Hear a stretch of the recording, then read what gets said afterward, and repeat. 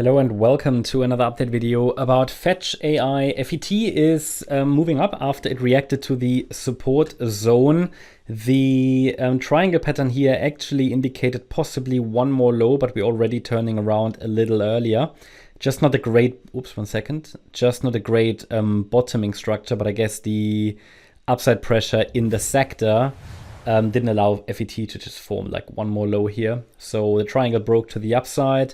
As mentioned in my last updates, as soon as we get above like $1.29, we can consider that an upside breakout because this was the last swing high. And had we stayed below that level, we could have just seen like an extension of this triangle with one more low. From an elite wave point of view, I haven't labeled the micro, let's call it the micro triangle here. Instead, there's a key level for basically an upside breakout, which I mentioned in the last updates, and also signals for Discord members. So the $1.29 level is broken, and I assume now that we're heading towards like the $1.67 level, which is sort of the next level to watch, because we take the length of that A wave to the upside, and then we compare that with the length of a possible C wave. And the first key level that comes up is the 100% extension. I mean, it doesn't mean it has to go there in a straight line, but this is the next key level, $1.67. It's the 100% extension. An A wave and a C wave, they often have the same length. Now, there is some structural resistance. One second.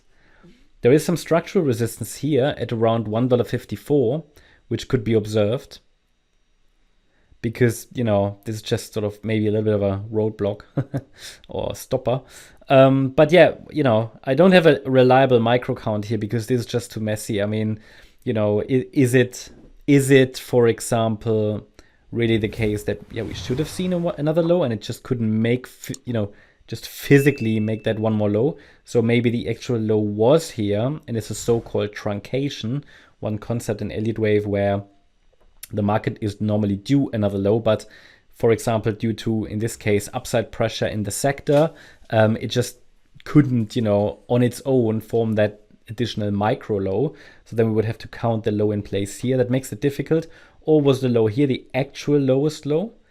So therefore, this makes the micro counting extremely difficult here.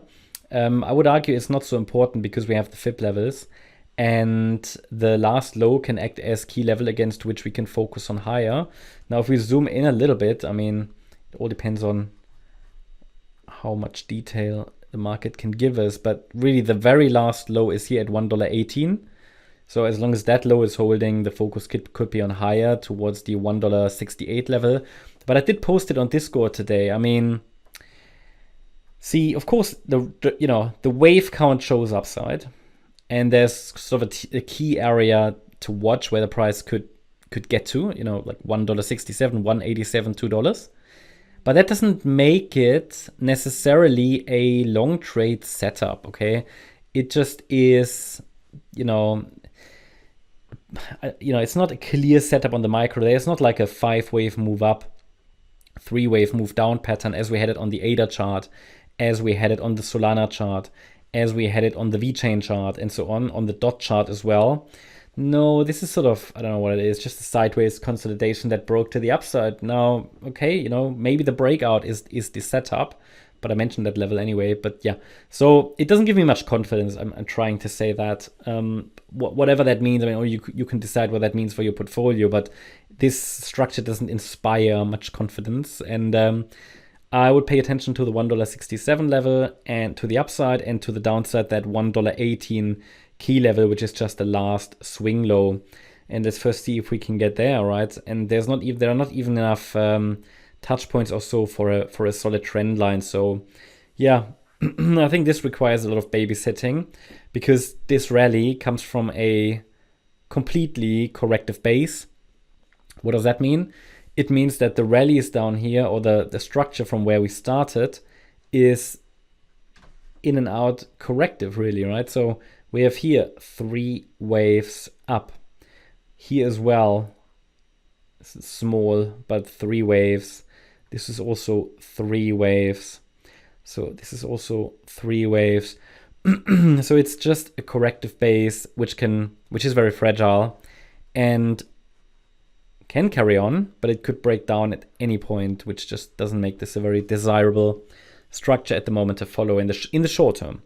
But essentially, as I always say, don't trade the count, trade the levels. And the first Fibonacci level here was at $1.08, and the price reacted and is now turning around here to the upside, at least temporarily. So let's see if we can get to $1.67 next. Hope you liked the update. If you did, please hit the like button, leave a comment, and subscribe. And if you really like the content, then please check out the channel membership. Also, make sure that you follow us on Instagram and Twitter for additional content. Thanks a lot for watching. Bye-bye.